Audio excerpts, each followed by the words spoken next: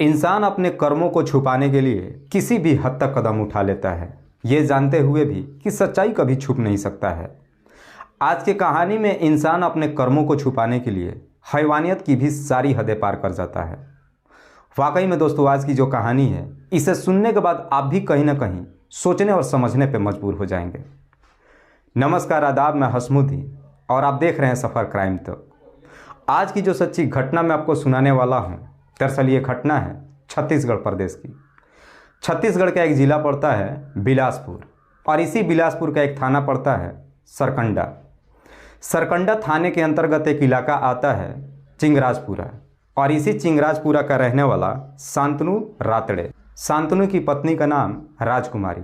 शांतनु का मात्र एक ही बेटा जिसका नाम है अरुण। अरुण जिसकी उम्र है लगभग 24 साल।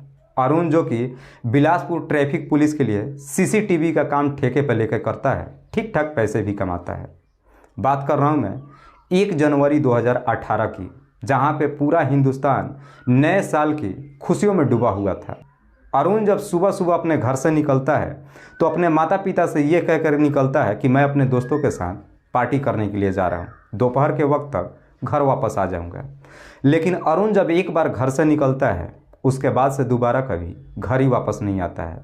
देखते ही देखते लगभग दोपहर का समय हो जाता है। अरुण जब घर वापस नहीं आता है तो उसके पिता शांतनु उसके नंबर पर फ़ोन करते हैं, लेकिन अरुण का नंबर स्विच ऑफ बताता है। देखते ही देखते लगभग शाम हो जाती है। शांतनु अपने बेटे के नंबर पर कई बार फ़ोन करते हैं, लेकिन हर बार अरुण का नंबर स्विच ऑफ ही बताता है। लेकिन रात्रि का जब 10 बज जाता है, इसके बावजूद भी अरुण जब घर वापस नहीं आता है, तब शांतनु और उसकी पत्नी राजकुमारी नज़दीकी थाने में जाते हैं और अपने बेटे अरुण की गुमशुदगी का रिपोर्ट दर्ज करा देते हैं। पुलिस जब गुमशुदगी का रिपोर्ट दर्ज करती है तो साथ ही साथ शांतनु से पूछताछ भी करती है कि क्या तुम्हारे बेटे का किसी लड़की के साथ में कोई प्रेम प्रसंग भी चल रहा था, या फिर तुम्हें किसी पे शक है कि तुम्हारे बेटे को अगवा कौन कर सकता है। इस पे शांतनु की पत्नी राजकुमारी कहती है कि साहब, मेरे बेटे का किसी भी लड़की के साथ में कोई प्रेम प्रसंग नहीं चल रहा था, लेकिन मुझे शक है कि मेरे ही पड़ोस की रहने वाली बेबी ने मेरे बेटे अरुण को अगवा किया है। राजकुमारी जैसे ही बेबी का नाम लेती है, पुलिस अब राजकुमारी से बेबी के बारे में पूछताछ करती है। राजकुमारी कहती है कि बेबी के पति का नाम बालाराम के टोटल 3 बेटे, जिसमें बड़े बेटे का नाम नीलेश, दूसरे बेटे का नाम योगेश और तीसरे बेटे का नाम अभिषेक। बालाराम अपने पूरे परिवार के साथ 1 साल पहले ही शांतनु के पड़ोस में रहने आता है। बेबी जो कि एक प्राइवेट हॉस्पिटल में नौकरी करती है। बेबी की उम्र भले ही 38 साल है, 3 बच्चों की माँ है, लेकिन इसके बावजूद भी देखने में बेहद ही खूबसूरत। पड़ोस में जब रहने लगते हैं, एक दूसरे से बातचीत भी जब होती है, इसीलिए शांतनु के साथ साथ बालाराम के घर के परिवार अक्सर एक दूसरे के घर आना जाना शुरू करते हैं। लेकिन शांतनु जब बालाराम के घर पे जाता है, उसकी पत्नी को देखता है तो बेबी की खूबसूरती देखकर उसका दीवाना हो जाता है। दोनों एक दूसरे के करीब आने लगते हैं। देखते ही देखते शांतनु और बेबी दोनों एक दूसरे के करीब कब आ जाते हैं, दोनों को नहीं मालूम चलता है। और आखिरकार शांतनु और बेबी के बीच में प्रेम प्रसंग शुरू हो जाता है। प्रेम प्रसंग ही नहीं शुरू होता है, बल्कि शांतनु और बेबी के बीच में संबंध बनना भी शुरू हो जाता है। लेकिन ये बातें ज़्यादा दिनों तक नहीं छिपती है और आखिरकार एक दिन इस बात की जानकारी शांतनु के परिवार के साथ साथ बेबी के भी पूरे परिवार को मालूम चल जाता है। जैसे ही सच्चाई मालूम चलता है, शांतनु के परिवार के साथ साथ बालाराम का पूरा परिवार इसका विरोध करता है। लेकिन बेबी और शांतनु दोनों एक दूसरे के प्यार में इस कदर से आगे बढ़ चुके थे कि उनके कानों तक किसी की बात ही नहीं पहुँचती है। और आखिरकार शांतनु और बेबी एक दिन एक ऐसा फैसला ले लेते हैं जिसका शायद किसी ने कोई उम्मीद ही नहीं किया था। दरअसल शांतनु और बेबी अपने अपने परिवार को छोड़ देते हैं और बगल में एक किराए का कमरा लेकर दोनों लिविंग रिलेशनशिप में रहने लगते हैं। लेकिन जैसे ही बेबी शांतनु के साथ में लिविंग रिलेशनशिप में रहने लगती है, इससे बेबी का पति राजकुमार का अपने इलाके में काफ़ी बेइज्जती महसूस होती है। इसीलिए राजकुमार अपने तीनों बेटों को लेकर आरके पुरम में जाकर एक किराए का कमरा लेकर वहीं पे रहने लगता है। लेकिन इधर जैसे ही थोड़ा सा वक्त गुजरता है, शांतनु और बेबी के प्यार का बुखार उतर जाता है और आखिरकार एक दिन शांतनु और बेबी दोनों एक दूसरे से अलग हो जाते हैं और फिर दोनों अपने अपने परिवार के साथ आकर रहने लगते हैं। लेकिन जैसे ही थोड़ा सा वक्त गुजरता है, बेबी का बड़ा बेटा नीलेश जब भी रास्ते से आते जाता है, रास्ते में उसकी मुलाकात अरुण से होती है।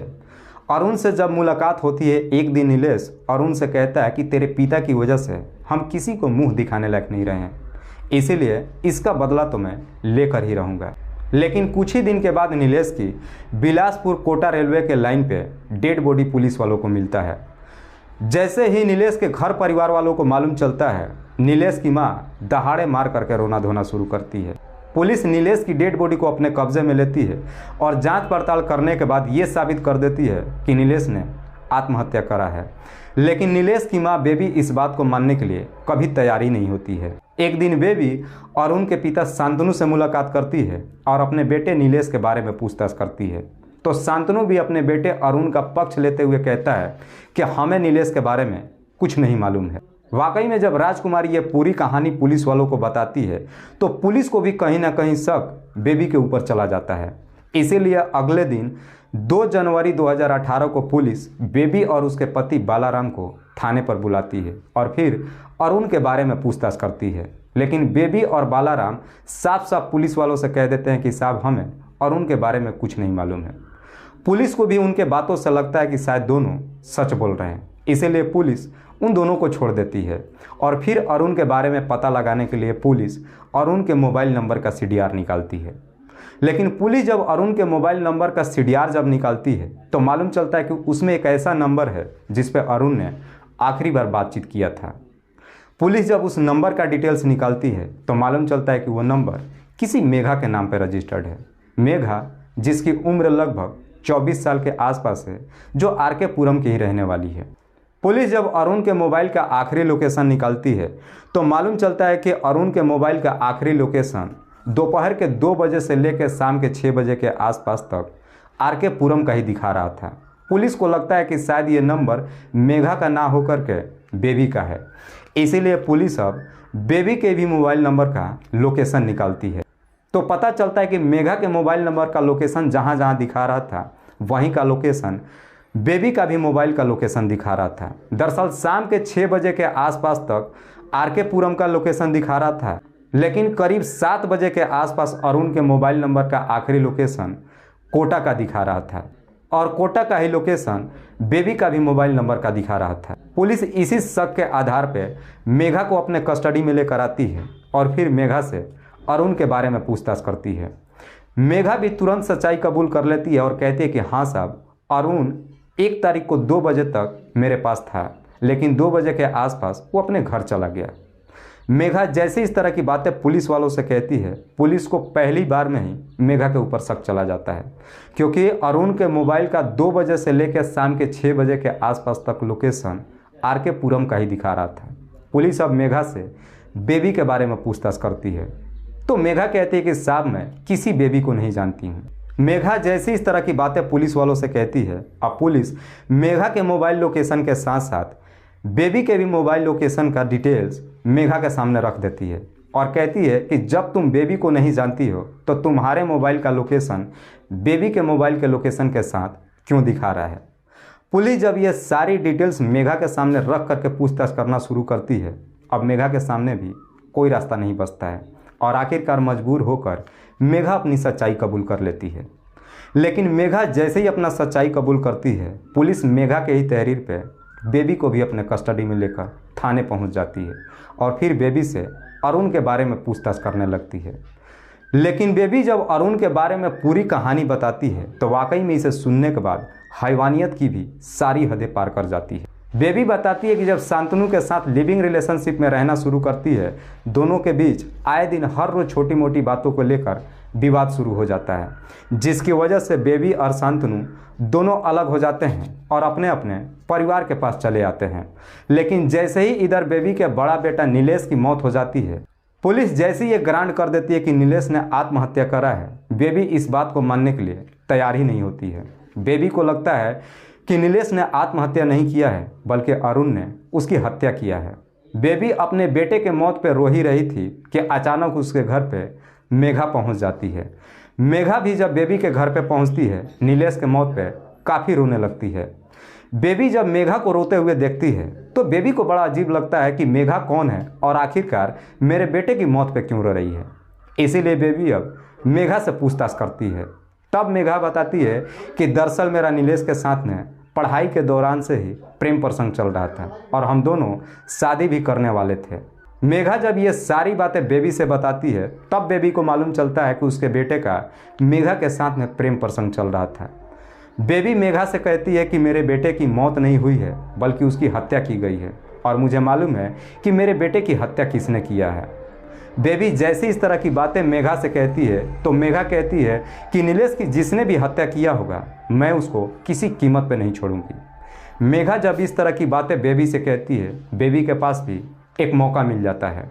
बेबी कहती है कि मेरे बेटे की हत्या अरुण ने किया है। अगर अरुण को इस दुनिया से तुमने हटा दिया तो मैं तुम्हें अपनी घर की बहू बना लूँगी। बेबी जैसे इस तरह की बातें मेघा से कहती है मेघा भी बेबी की बातों में आ जाती है और फिर दोनों मिलकर अरुण को इस दुनिया से हटाने के लिए एक षड्यंत्र बना देते हैं।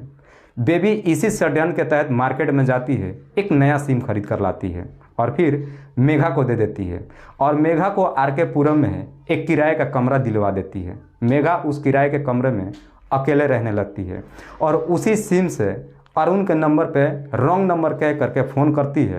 अरुण जैसे ही फ़ोन उठाता है मेघा फ़ोन कट कर देती है। लेकिन अरुण जैसी थोड़ी सी बात मेघा से करता है, मेघा की आवाज़ें जब सुनता है सुनकर अरुण काफ़ी बेचैन उठता है। अरुण को लगता है कि मेघा की आवाज़ जब इतनी सुंदर है तो मेघा देखने में कितनी खूबसूरत होगी। आखिरकार ये रॉन्ग नंबर एक दिन राइट नंबर में तब्दील हो जाता है। उसके बाद से मेघा और अरुण के बीच में लंबी बातचीत होना शुरू हो जाता है। दोनों एक दूसरे के दोस्त ही नहीं बनते हैं बल्कि दोनों में जब बातचीत होती है एक दिन अरुण मेघा से अपने प्यार का इजहार कर देता है। अरुण जैसे ही अपने प्यार का इजहार करता है मेघा भी अरुण के प्यार को एक्सेप्ट कर लेती है। लेकिन मेघा जैसे ही प्यार को एक्सेप्ट करती है इस बारे में सारी जानकारी बेबी को दे देती है। बेबी से जब बताती है तो बेबी मेघा से कहती है कि अब तुम अरुण को मिलने के लिए बुलाओ, लेकिन उससे मिलने के लिए जब बुलाना तो अपना जिस्म उसके हवाले मत करना, उससे मिलकर वापस चले आना। उसके बाद से जब तुम चाहोगी अरुण को अपने पास बुला सकती हो। मेघा भी बिल्कुल वही करती है। एक दिन अरुण के नंबर पर फ़ोन करती है और एक होटल में उसे मिलने के लिए बुलाती है। जब दोनों होटल में पहुंचते हैं पहली बार अरुण जब मेघा को देखता है उसकी खूबसूरती देखकर उसका दीवाना हो जाता है। उस होटल में दोनों बैठकर कॉफ़ी पीते हैं, थोड़ी देर बातचीत करते हैं, उसके बाद से दोनों वापस अपने घर चले आते हैं। लेकिन अरुण जब उधर अपने घर जाता है अक्सर अब मेघा के बारे में ही सोचने लगता है। बार बार उसके नंबर पर फ़ोन करता है और फ़ोन करते करते एक दिन मेघा से कहता है कि मैं तुम्हारे साथ संबंध बनाना चाहता हूँ। संबंध की बात जैसे ही मेघा से कहता है मेघा कहती है कि मैं तुम्हें सोच के बताऊंगी और फिर मेघा इस बात की भी जानकारी बेबी को दे देती है। कहती है कि अरुण मेरे साथ संबंध बनाने के लिए तैयार है। जैसे ये सारी बातें बेबी से कहती है बेबी कहती है कि अब वक्त आ गया है, अब तुम अरुण को बुलाओ। और फिर इसी षड्यंत्र के तहत 1 जनवरी 2018 को मेघा अरुण के नंबर पर फ़ोन करती है और उससे मिलने के लिए अपने कमरे पर बुलाती है। इधर अरुण भी मेघा के प्यार में इस कदर से अंधा हो चुका था कि जब अपने घर से मेघा से मिलने के लिए निकलता है तो अपने माता पिता से झूठ बोलकर ये निकलता है कि मैं अपने दोस्तों के साथ नए साल की पार्टी करने के लिए जा रहा हूँ और सीधे मेघा से मिलने के लिए उसके कमरे पे पहुँच जाता है। लेकिन जैसे ही मेघा के कमरे पे पहुँचता है मेघा पहले उसे तसल्ली से बिठाती है और उसे कॉफ़ी ला कर देती है पीने के लिए। लेकिन उस कॉफ़ी में मेघा काफ़ी नींद की गोलियाँ मिला देती है। अरुण जैसे ही उस कॉफ़ी को पीता है काफ़ी गहरी नींद में सो जाता है। अरुण जैसे ही काफ़ी गहरी नींद में सो जाता है मेघा बेबी के नंबर पे फ़ोन करती है और कहती है कि मैंने अपना सारा काम कर दिया है, अरुण मेरे ही बेड पे काफ़ी गहरी नींद में सोया है। मेघा जैसे ही ये सारी बातें बेबी से बताती है बेबी अपने पति बालाराम के साथ साथ अपने दोनों बेटे योगेश और अभिषेक तीनों को साथ लेकर मेघा के घर पे पहुंचती है। उस वक्त अरुण काफ़ी गहरी नींद में सोया हुआ था। ये पांचों मिल करके अरुण के हाथ पर एक रस्सी से बांध देते हैं और फिर अरुण के मुंह पे टेप चिपका देते हैं और फिर अरुण को लेकर अपने गाड़ी के डिक्की में भर लेते हैं और फिर बिलासपुर से मेघा अरुण को लेकर के कोटा अपने गांव अमने पहुंच जाती है। दरअसल बेबी कोटा के अमने गांव की रहने वाली थी। बेबी अपने षड्यंत्र के तहत 5 दिन पहले ही अमने गांव में अरुण की कब्र खोद डाली थी। जैसे ही शाम के 7 बजे के आसपास कोटा के अमने गांव में पहुंचते हैं, अरुण को बाहर निकालते हैं और जिंदा ही उसे गड्ढे में डाल देते हैं और फिर उसके ऊपर मिट्टी भर देते हैं।